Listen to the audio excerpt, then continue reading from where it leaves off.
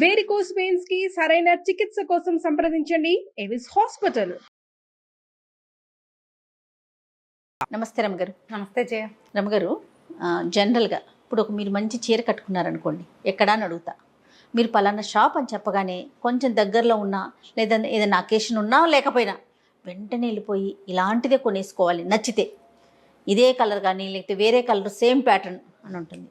కొన్ని రోజుల్లో మనం ఏం చేస్తాం, కొన్ని రోజుల్లో ఏముందండి, ఈ మధ్యకాలంలో ప్రతి షాపు ఏదో ఒక ఆఫర్, ప్రతి నెల ఏదో ఒకటి, ఆషాఢం సేల్ అని, కార్తీక మాసం సేల్ అని, శ్రావణం సేల్ అని చెప్పేసి డిస్కౌంట్లు, 15th సేల్ కూడా ఉంటుందిగా, 50% సేల్, కేజీ చీరలని, ఇట్లా రకరకాల యాడ్స్ అన్ని అట్రాక్ట్ చేసేస్తూ ఉంటాయి. వెళ్ళేద్దాం, కొనేద్దాం, తీసేసుకుందాం అనేసి కదా. షాప్కి వెళ్ళినప్పుడు మనకి కళ్ళ నిండా కనిపిస్తూ ఉంటాయి, అవి కూడా చూస్తూ ఉంటాం. మనము ఎలా కంట్రోల్ చేసుకోవాలి షాపింగ్కి వెళ్ళినప్పుడు? ప్రతిదీ కొనేలేం కదా, నిండిపోతూ ఉంటాయి కదా. ఎట్లా రమ్మగారు? అంటే కంట్రోల్ కావాలా, షాపింగ్ ట్రిక్ కావాలని? కంట్రోల్ ట్రిక్ రెండూ కావాలి. కూల్ కూల్ కూల్ అనుకోవాలి. నేను ఎవరితో వెళ్ళినా ఏమీ కొనకుండా ఉంటాను జయ. అంతేనా? ఏదన్నా ఒకటి కొందాం అని ప్రిపేర్ అయితే ఒకటే కొంటాను. ఓకే. మైసూర్ వెళ్ళామా, మా ఫ్రెండ్ 7 చీరలు కొన్నారు, మీరు ఒక్కటే ఒక చీరే కొన్నా. ఓకే. ఈ వెరైటీ లేదు మన దగ్గర, ఇది చాలా బాగుంటుంది, ఓకే, ఒక్కటి కొనుక్కుందాం, ఇంకా చాలా నెక్స్ట్ టైం వచ్చినప్పుడు కొందాం. పోస్ట్పోన్మెంట్ అనేది ఒక ప్రాక్టీస్ పెట్టుకోండి. కాజయ్య, మనకే ఫ్రిడ్జ్లో ఒక 5-6 రకాల కూరలు ఉన్నాయి, 5-6 వండేసుకుంటామా?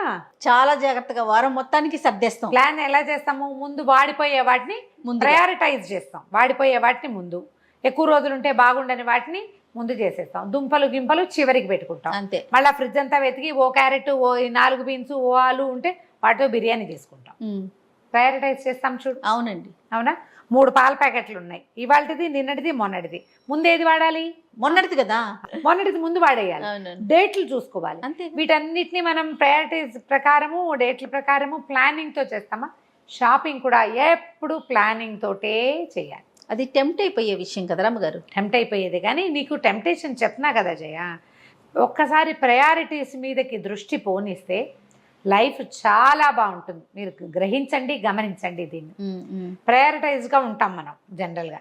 మనం ఎవరు సహాయం చేశారు, ఎవరో ఒకళ్ళు మనకి అనుకో, వాళ్ళు మన ఇంటికి వచ్చారు, మనకి ఇంకో వేరే పని ఉంది, మన ప్రయారిటీ పని, వీళ్ళని హర్ట్ చేయకూడదు అని అనుకున్నాం అనుకో, పని పాడవుతుంది.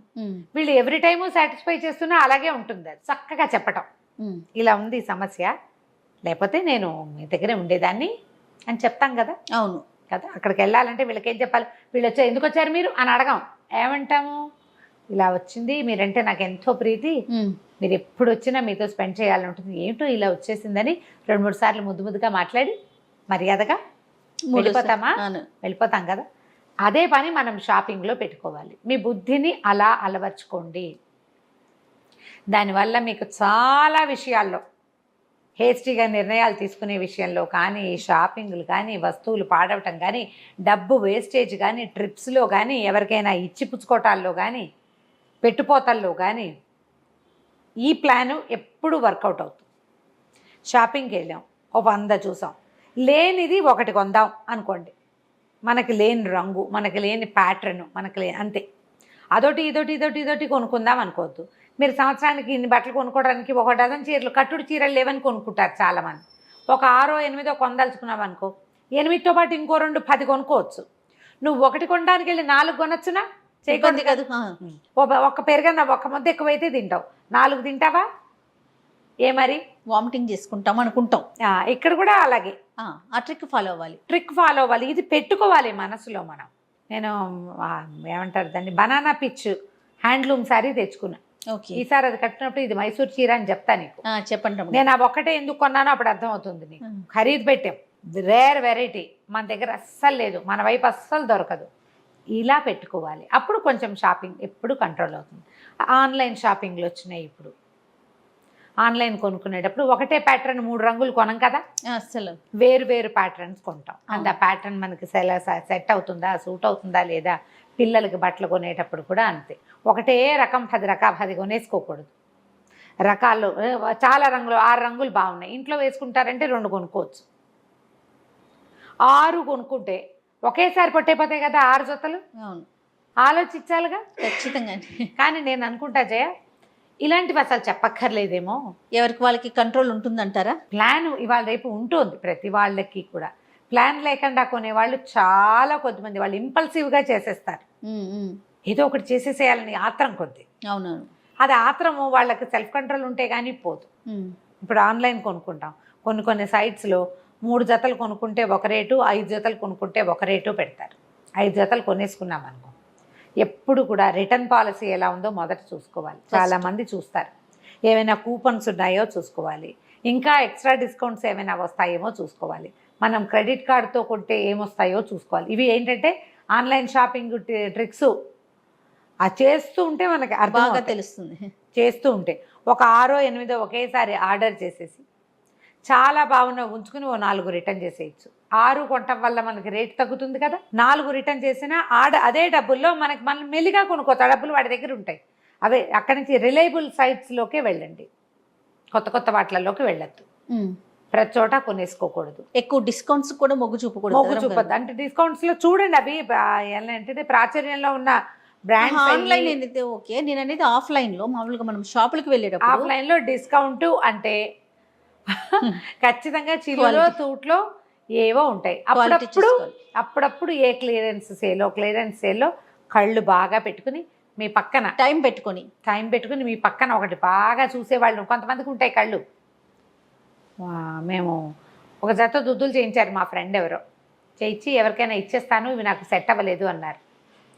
మా కజిన్ వచ్చింది, అది మంచి కళ్ళు, దానికి చూపించగానే ఒకటి చిన్నది ఒకటి పెద్దది చేశాడే అంది. నేను 3 రోజుల నుంచి చూసా, 30 సార్లు 3 సార్లు పెట్టుకున్నా. నాకు తెలియలా, నేను అబ్జర్వ్ చేయలే. అది కనిపెట్టింది, సైజ్ తేడా ఉంది, అది కొంచెం ఒక రవ్వ పెద్దది, ఇది ఒక రవ్వ చిన్నది. చెవులకు పెట్టుకుంటే కనపడవనుకో, ఈవిడ అందుకే మానేసి అమ్మేస్తున్నట్టుంది అని. ఏదైనా గాజులు అవి తీసుకుంటే ఎక్కడైనా ఒక పువ్వు లేదనుకో, పువ్వు లేదే అని టక్కిమని చెప్తుంది. అలా కళ్ళు ఉన్న ఫ్రెండ్స్ ఎవరైనా ఉంటే వాళ్ళంతా బాగా ఫ్రెండ్షిప్ చేయండి మీరు. షాపింగ్ ట్రిక్కుల్లో ఇదొకటి. ఓకే, తర్వాత షాపింగ్కి మీరు తోడు తీసుకెళ్ళేటప్పుడు నాలాగా ఏమీ కొనుక్కోకుండా అన్నీ చూసే వాళ్ళని తీసుకెళ్ళండి. కొనుక్కోరా? చాలా తక్కువ చేయ, నేను షాపింగ్ తక్కువ వెళ్తా. నేను కొనదలుచుకున్నప్పుడు కొనుక్కుంటాను. నేను ఒక 1 డజన్ చీరలు కొనదలుచుకున్నాను అనుకో, డ్రెస్ మెటీరియల్ కొంటాను చేయ. డ్రెస్ మెటీరియల్ అవే నైటీలకి, టాప్స్కి, బాటమ్స్కి అలా అప్పుడు 15 20 18 30 కొనేస్తా. అసలు నేను అని కొన్నానా అంటావు నువ్వు, అని కొనేస్తా. కొనడానికి వెళ్ళినప్పుడు బ్లౌజ్ మెటీరియల్స్ 10 12 కొంటాను. డ్రెస్ మెటీరియల్స్ 4 బాటంలు, 4 టాపులు, ఎవరికైనా పిల్లలకి గిఫ్ట్ చేయటానికి అలా కూడా కొంటాను. ఫిక్స్ అయిపోయి వెళ్తేనే కొనుక్కుంటారు. ఎస్, ఇది ప్రాక్టీస్ పెట్టుకోండి. ఇది నా ట్రిక్. అదంతా మీ చాయిస్, ఫాలో అవుతారో లేదో నేను చెప్తున్నా కదా మీ గురించి. నేను ఎవరితోటైనా వెళ్ళినప్పుడు నా దగ్గర ఎక్స్ట్రా డబ్బు ఉంటేనే ఏదో ఒకటి తీసుకుందాలే అన్న ఫీలింగ్ ఉంటేనే తీసుకుంటా. ఆ ఫీల్ కూడా లేకపోతే నేను ఏమీ చేయను. పట్టు చీరలు చూడు, క్రీములు చూడు, క్రేపులు చూడు, కొన్ని నా మీద వేసుకుని కూడా చూపిస్తా, కానీ నేను తీసుకోను. నేర్చుకున్నాను నేను దాన్ని. ఎలా నేర్చుకున్నారు అమ్మగారు? By control, self control. ఇంకా అంతకంటే గురువులు ఉన్నారా? గురువు నేనే గురువు. సెల్ఫ్ కంట్రోల్ మనకి ఇప్పుడు అక్కర్లేదు, అంతే. కానీ నేనేం చేస్తానంటే ఉన్న రంగులే కొనుక్కుంటూ ఉంటాను చేయాలి. అవును రమ్మగారు, నిజంగా నేను కూడా నోటీస్ చేశాను. నాకు కొత్త కలర్లకు వెళ్ళను, నా చాయిస్. నేనేంటంటే కొత్త రంగులు, ఇప్పుడు బ్లూస్ అవి ఉంటాయి. మా ఇంట్లో ఒక ఫిక్స్ ఉంది, ఇవి ఈ రంగులు పెద్దకవి, ఈ రంగులు ఆండకవి, విజకవి అట్లా ఉంటాయి. ఇది సుందు రంగు, అది నేను కట్టుకోకూడదు. అలా ఉంటాయి అన్నమాట. ముందు నుంచి మా బట్టలు కొనేటప్పుడు మా పెద్దకే ఫిక్స్ చేసిందో ఏమిటో అనుకుంటా నేను. నాకు కొనే రంగులు వేరే, దానికి కొనే రంగులు వేరే, అట్లా కొనేది. ఆ బుర్రలో ఫిక్స్ అయ్యి ఉందో ఏమో కానీ నేను ఒక 6 7 రంగుల్లోనే ఉంటూ ఉంటాను. వాటి చుట్టూ తిరుగుతా. ఏదైనా కొత్త రంగులో నేను బాగుండను అనుకుంటారు మీరు. నేను అలా అనుకుంటాను. నాకు నచ్చద్దు, నువ్వు చెప్తావు అబ్బా నాకు ఈ చీర నచ్చదని చెప్తే నువ్వు భలే బాగుంది అంటావు. అవును, చాలా బాగుంది, మీ మీద బాగుంది అని చెప్తావు. స్క్రీన్లో ఇంకా బాగుందని చెప్తావు కానీ నేను జనరల్గా నేనే అవన్నీ ఎవరైనా నాకు నచ్చదు. నేను ఒక 6 7 రంగుల్లోనే ఉంటాను. మీ పద్ధతి, మీకు కొత్తవి ట్రై చేయాలని ఉంటే ట్రై చేయండి. ఎవరినైనా ఒక మంచి ఏమంటారు క్రిటిక్ని మీతో ఉంచుకోండి. ఫ్రెండ్స్లో క్రిటిక్స్ ఉండాలి. నీకు సూట్ అయింది, రంగు బాగుంది కానీ నీకు బాగోలేదు అని చెప్పేవాళ్ళు. ఈ ప్యాటర్న్ నీకు సెట్ కాలని, నీ షోల్డర్స్ వేరేగా కనపడుతున్నాయి, షేప్ బాగోలేదు, అలా చెప్పే ఫ్రెండ్స్ని ఉంచుకోండి. సూపర్. నెక్స్ట్ ఇప్పుడు అలాంటి ఫ్రెండ్స్ కోసం సర్చ్ చేయాలి అందరూ. మీరు దానికోసం ఏం చేయాలి? మానవ సంబంధాలు పెంచుకోవాలి. ఇలా ట్రై చేసి చూడండి. షాపింగ్ టెక్నిక్ ఏముంది? ఎక్కడికైనా వెళ్ళేటప్పుడు బ్యాగ్ పట్టుకెళ్ళటం, కార్డ్స్ సరిగ్గా చూసుకోవటం, మనం ఇంత అమౌంట్ అని పెట్టుకుని ఆ అమౌంట్లోనే కొనుక్కోవటం. ఎస్, అవును. కొనుక్కోవచ్చు, బజార్ వెళ్తాం, ఒక ఇంత అమౌంట్ అని పెట్టుకోండి, అందులోనే షాపింగ్ చేయాలని పెట్టుకోండి. ఇలా గనక ప్లాన్ చేస్తే మీ షాపింగ్ టెక్నికల్ షాపింగ్ అవుతుంది. అప్పుడు నేను అలాగే చేస్తున్నా జయ.